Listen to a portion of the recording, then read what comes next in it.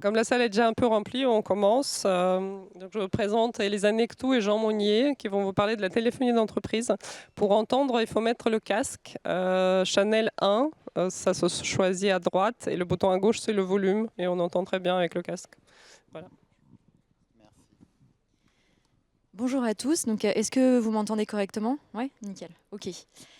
Donc je suis Elisa Nectou, je suis responsable commercial et marketing chez Beldon Communication et je suis aujourd'hui avec Jean Monnier qui est un des deux cofondateurs de l'entreprise. Et aujourd'hui, on va vous parler de téléphonie d'entreprise et notamment comment faciliter la transition vers la softphonie et les communications unifiées. Je vous ai déjà introduit, une slide en moins. Donc on commencera par vous parler de l'évolution de la téléphonie au cours des différentes décennies précédentes. Et puis, on parlera des nouveaux besoins qui ont émergé pour les organisations, notamment ces dernières années, et comment la softphonie peut y répondre.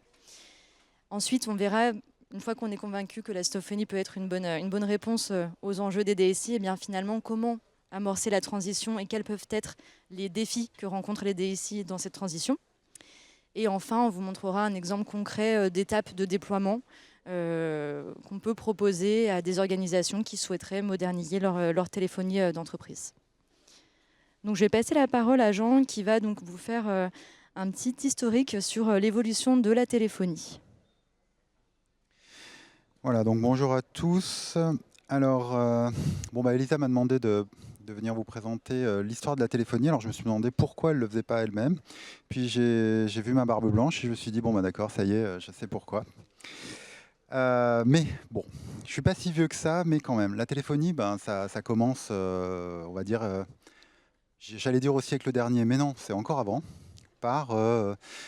C'est concomitant avec l'invention de l'électricité. Et puis, voilà, au début, on fait passer un signal analogique depuis un microphone jusqu'à un haut-parleur. Et on va avoir des lignes téléphoniques, des centraux à commutation, on va y avoir plein de fils, on va moderniser tout ça.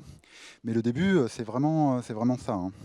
Donc c'est une technologie qui a 150 ans, 140 ans, quelque chose comme ça. Donc ça, c'est le tout début. Après, on commence à moderniser tout ça parce que vous avez tous vu les centrales téléphoniques avec des opérateurs qui viennent commuter à la main des fils électriques. À partir du moment où on a beaucoup d'utilisateurs, c'est plus possible. Donc dans les années 70-80, on va numériser tout ça. Donc c'est vraiment la grande révolution de la téléphonie. Et on va faire des normes pour faire en sorte qu'on utilise les ordinateurs pour faire passer la téléphonie. Donc ça, c'est vraiment les années 70-80. C'est la téléphonie que moi j'ai connue il y a longtemps. Et puis, on va dire que les ordinateurs deviennent de plus en plus puissants et on commence à se dire dans les années 90, c'est bien cette téléphonie classique, mais c'est des équipements spéciaux, ça commence à coûter cher. On a des ordinateurs, on les a connectés à Internet. Est-ce qu'on ne pourrait pas faire quelque chose? Parce que finalement, il y a suffisamment de puissance de calcul sur un ordinateur dès les années 90 pour pouvoir faire des encodages assez basiques et transmettre de la voix en utilisant les réseaux téléphoniques. Et beaucoup plus récemment, en fait, on a un aspect de miniaturisation. C'est-à-dire que les logiciels comme l'Inphone ou Skype dans les années 2000, c'était vraiment très bien, mais il fallait encore avoir un ordinateur, un casque. Il y avait des problématiques d'écho. On va dire que le matériel n'était pas tout à fait adapté. Dans les années 2010, il se passe quelque chose d'assez intéressant, c'est que le matériel devient adapté. C'est-à-dire que le gros ordinateur qu'on avait sur son bureau dans les années 90-2000, on l'a dans la poche. Grâce aux smartphones, Android, les iPhones et puis d'autres. Donc maintenant, on peut prendre cette idée qui est de dire on va utiliser un ordinateur standard. Pour faire de la téléphonie, maintenant, on va utiliser un téléphone standard pour faire de la téléphonie. Et là, on a le matériel adapté pour les besoins de téléphonie logicielle. Donc, il y a tout un tas de logiciels de voix sur IP qui qui ont émergé dans le monde de l'open source. Alors au niveau des clients, il y a l'Inphone qui a été développé à partir des années 2000. C'est le premier softphone implémentant le protocole SIP à être développé par Simon Morla tout début des années 2000, sous Linux d'abord. Bon, après, il a été porté sur tout un tas d'autres systèmes d'exploitation. Il y a WebRTC aussi, qui finalement est une stack de voix sur IP, open source. Au niveau des serveurs, on a les ultra classiques Astérix et FreeSwitch qui permettent de faire de la messagerie, du routage assez simple, de la conférence. Et puis on a les serveurs SIP qui font du routage d'appels, tels que Kamailio, qui s'appelait OpenSIPS, OpenSer, enfin qui sont des projets qui datent des années 2000 aussi. Et FlexiSIP, le proxy SIP qui est développé par l'équipe Linphone. Voilà. Donc ça, c'était cette petite introduction à la téléphonie logicielle. Donc ces dernières années, on va dire il y a eu un besoin de modification des solutions de téléphonie accru. On l'a tous connu par le Covid, dû au Covid, avec notamment le développement du télétravail et le besoin d'avoir de la mobilité, c'est-à-dire de ne plus pouvoir utiliser finalement son téléphone dédié à la téléphonie sur IP, donc qui était souvent un téléphone SIP ou utilisant notre protocole matériel qu'on avait sur son bureau. Bien, le besoin, c'est de pouvoir finalement travailler depuis chez soi, donc sans avoir ce terminal. Donc la réponse de la softphonie, c'est comme le disait Jean, c'est de pouvoir finalement utiliser son outil de travail habituel qui est le PC, voire son outil de communication personnelle qui est le téléphone, son smartphone, et de pouvoir se connecter à la téléphonie sur IP depuis le réseau de sa maison et non plus depuis le réseau sécurisé de l'entreprise. Ça permet également d'avoir le même compte qui va être utilisé sur son téléphone matériel, sur son ordinateur, sur le client SIP sur l'ordinateur, sur le smartphone, et donc d'être rejoignable sur l'un ou l'autre terminal. Lié au télétravail, donc il y a eu un besoin de renforcer la possibilité de collaborer à distance, donc avec le développement de ce qu'on appelle les solutions de communication unifiée, avec du chat, de la visio, et donc de ramener ces différentes fonctionnalités de communication par Internet dans le même logiciel, dans le softphone.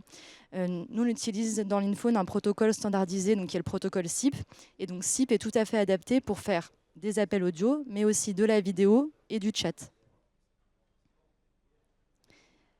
Comme on va être connecté à son réseau local et donc hors du réseau d'entreprise, il y a tout un tas de problématiques de sécurité qui apparaissent.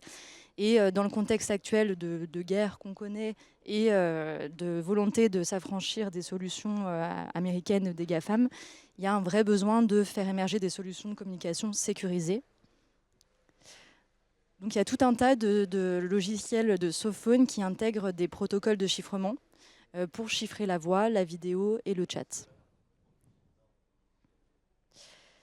Un autre des besoins qu'on voit apparaître suite, on va dire, aux décisions précipitées qui ont souvent dû être prises au moment du Covid, d'investir dans des solutions propriétaires, souvent de Microsoft ou autres, c'est de finalement aujourd'hui maîtriser ses coûts et de sortir de la dépendance à des solutions propriétaires qui vont pouvoir faire évoluer leur modèle de prix de façon unilatérale. Donc l'intérêt de passer au softphone, ça va être de pouvoir choisir une solution qui ne demande plus de matériel dédié et puis de pouvoir avoir aussi un serveur décentralisé qui va pouvoir servir plusieurs sites et qui va pouvoir tourner sur des machines virtuelles, par exemple, avec des prérequis techniques qui vont être plus limités. Le dernier besoin, donc un petit peu lié à ce que je disais avant, c'est de gagner en indépendance technologique. Et donc, il y a des solutions open source en France qui existent pour trouver des alternatives open source et souveraines assez grands du marché. Donc, je vais vous dire 2 mots simplement sur la solution Linphone et quels sont les composants logiciels qui la composent. Donc Linphone, c'est le nom du logiciel le plus connu de l'entreprise, qui est le client SIP. C'est donc l'application qu'on va retrouver sous la forme donc soit d'un client lourd desktop pour Mac, Windows et Linux, soit sous forme de l'application mobile, iOS et Android. Pour communiquer ensemble, ces clients SIP ont besoin d'avoir un serveur SIP. Donc ça peut être soit un des projets open source dont a parlé Jean, du moment qu'ils sont basés sur les mêmes protocoles standardisés que ceux qu'on utilise, ou bien notre propre suite serveur. Donc voilà, on a développé FlexiSIP, qui est vraiment une souche alternative à Asterisk, Camaïo, etc. Et le dernier composant qu'on a développé un peu plus récemment, c'est ce qu'on appelle le gestionnaire de compte. C'est un composant qui vise vraiment à faciliter le déploiement de la solution dans les organisations, grâce à des fonctionnalités de gestion des comptes, d'administration de services, de gestion des configurations à distance. Voilà, donc là, on va dire, on se rend compte que la Sophonie peut être une solution adaptée aux nouveaux besoins, mais concrètement, comment on fait pour y aller? Comment on fait pour changer sa solution, pour la moderniser, pour passer du téléphone SIP matériel sur le bureau et du serveur physique à une solution tout logiciel? Bon, alors là, ça va être à moi. Donc, pour revenir sur l'historique de la présentation, Elisa, elle m'a dit, il me faut un truc où tu parles de vieux et un truc où tu parles de problèmes. Bon, donc là, on en est à parler des problèmes. Allez. Bon, la Sophonie, c'est beau et tout, mais c'est quand même pas tout rose non plus. Il y a tout un tas de problématiques qu'il va falloir traiter. La première, ça va être, on n'est plus sur un réseau dédié avec des fils vraiment spécialisés qui ne seront utilisés que pour la téléphonie. C'est-à-dire que sur le réseau Internet, on va avoir des téléchargements, du streaming, tout un tas de données qui, elles, ne sont pas forcément en temps réel. Et il va falloir faire passer notre voix avec le même niveau de qualité que sur des réseaux dédiés. Donc, il va falloir mettre en place tout un tas d'algorithmes, de gestion de priorité pour les flux, de redondance, de code correcteur d'erreurs, d'adaptation, et tout ça, ça va se faire en logiciel. Donc ça, c'est tout un travail qu'on fait dans le logiciel Linphone pour être capable de s'adapter au réseau dans lequel va être déployée la solution. Donc ça, c'est un aspect clé parce que on peut demander à un utilisateur d'utiliser son ordinateur pour faire de la téléphonie, mais il ne faut pas que ça fasse tac, tac, tac, tac. Il faut qu'il ait vraiment à minima le même confort d'utilisation qu'avec un matériel dédié et un réseau dédié. Deuxième problématique, toujours liée au fait qu'on utilise un réseau qui va être utilisé par beaucoup d'autres flux, il va falloir avoir une gestion de la sécurité beaucoup plus importante, chiffrer les données, ce qui n'est pas le cas dans les réseaux de téléphonie classique, potentiellement faire des systèmes d'authentification qui vont être beaucoup plus performants, parce que quand on décroche son téléphone matériel, on ne s'authentifie pas. Hein. C'est la localisation du poste qui fait la sécurité de la communication. Donc il y a ces deux aspects qui sont importants à prendre en compte. Hein. C'est l'adaptabilité des protocoles utilisés pour transiter vers des réseaux qui ne vont pas être spécialisés, et le chiffrement, l'authentification des utilisateurs. Après, un autre enjeu qu'il ne faut pas négliger, c'est l'acceptation des utilisateurs.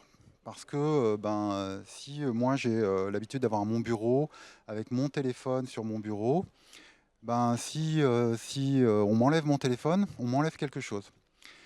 Donc il va falloir gérer tout l'aspect, je dirais, psychologique de la question du remplacement du téléphone par une solution logicielle, parce que ça peut avoir des implications. C'est pas neutre d'enlever un équipement à un utilisateur.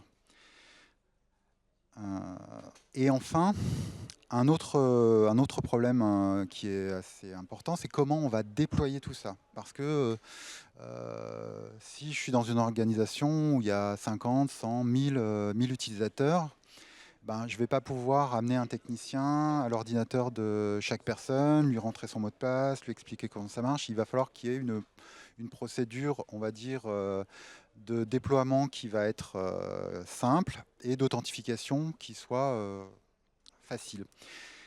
Et donc, nous, ce qu'on propose avec Linphone, c'est de s'interconnecter avec les systèmes d'authentification type single sign-on qui peuvent exister, pour faire un lien entre le système d'authentification de l'organisation qui, on peut imaginer, sera basé sur des protocoles OAuth ou OpenID Connect, et venir directement configurer la partie Sophonie en utilisant l'authentification qui existe dans le réseau de l'organisation.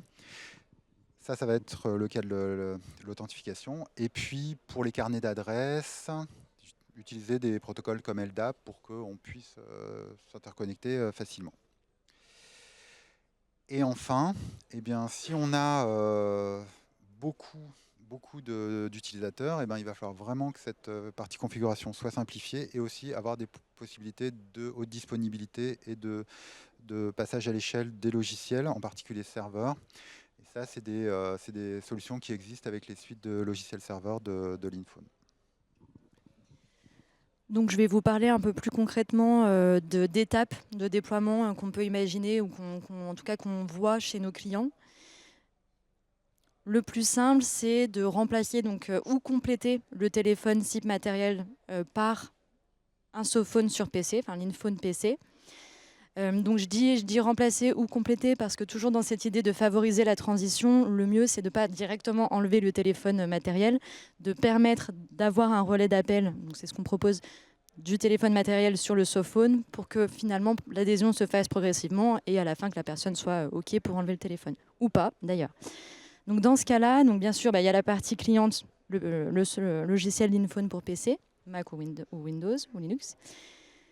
La brique Account Manager dont je vous parlais tout à l'heure, qui contient en fait un serveur de configuration à distance, une API REST pour les administrateurs de services pour qu'ils puissent venir gérer leur compte SIP, et une plateforme web d'administration pour les organisations qui voudraient directement utiliser un front-end web et non pas une API REST de gestion des comptes. On peut également imaginer que l'organisation n'a pas de solution d'IPPBX en place ou de proxy. Donc dans ce cas-là, on propose d'utiliser notre serveur proxy. Et donc ce déploiement-là, on le fait au sein du réseau de l'organisation et il permettra de gérer des appels SIP-SIP, c'est-à-dire des appels d'un client de voix sur IP vers un autre. On va dire que c'est la première étape la plus facile à déployer. La deuxième étape, c'est de rajouter la connexion à la téléphonie classique.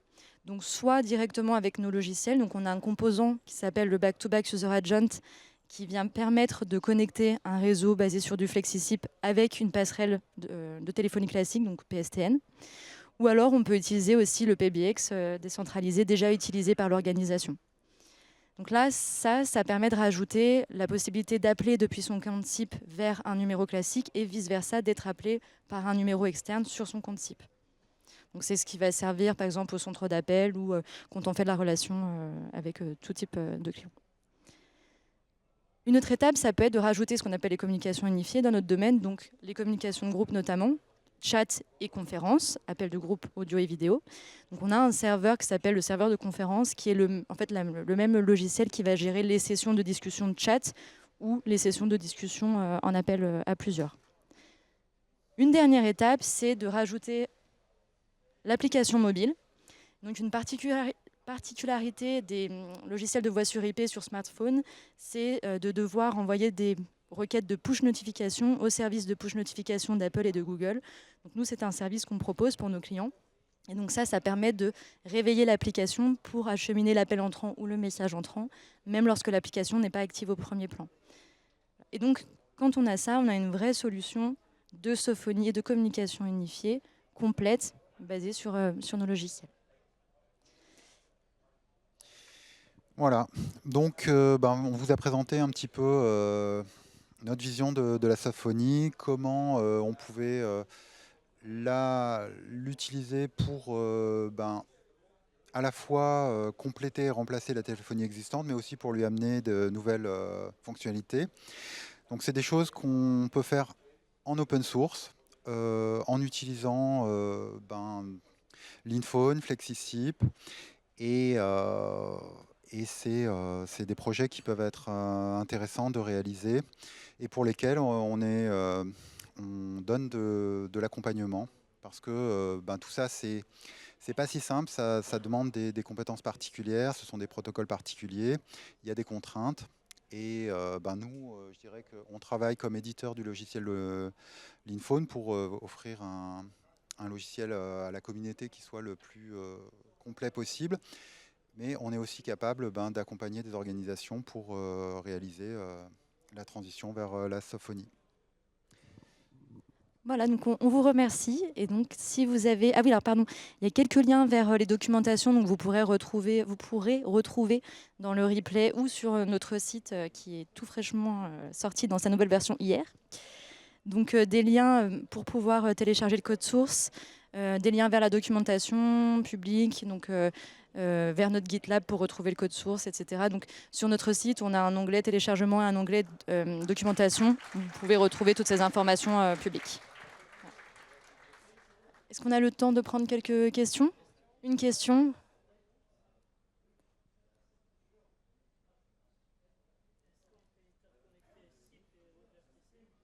Ah, il faut répéter la question. Alors, est-ce qu'on peut interconnecter SIP et WebRTC? Alors, le logiciel Linphone, dans sa partie média, il est compatible avec WebRTC.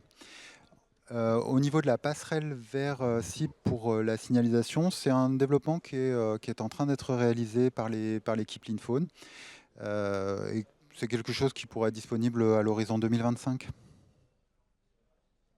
Une petite dernière peut-être?